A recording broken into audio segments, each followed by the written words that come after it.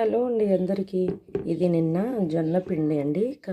నిన్న ఇడ్లీగా మిగిలిన జొన్న పిండిలో కాస్తంత ఉల్లిపాయలు వేసి ఇప్పుడు ఒక ఊతప్పంలాగా వేస్తున్నాను ఫ్రెండ్స్. ఒక బాండి తీసుకొని వేటెక్కాక కాస్తంత ఆయిల్ పోసానండి. ఒక గరిటె పిండి తీసుకొని ఒక చిన్న ఊతప్పంలాగా వేసేస్తున్నానండి. వేసేసాను. పైన లైట్గా ఆయిల్ అండి. ఇప్పుడు మూత పెట్టేసి ఆవాల మీద స్లో మంటలో ఉడకనివ్వాలి. ఇదిగోండి ఫ్రెండ్స్, ఒక పక్క తిప్పాను. చాలా రోస్ట్గా అయితే వేగింది. ఎమ్మి వేడి వేడి రొట్టి కొబ్బరి చట్నీ ఫ్రెండ్స్. వేడి వేడి రోస్ట్ అయిన రొట్టి కొబ్బరి చట్నీ అండి. ఇప్పుడు ఎమ్మి నోరంటూ ఊరిపోతుంది,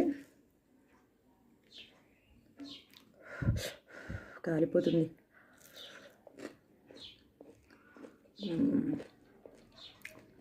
చాలా బాగుంది.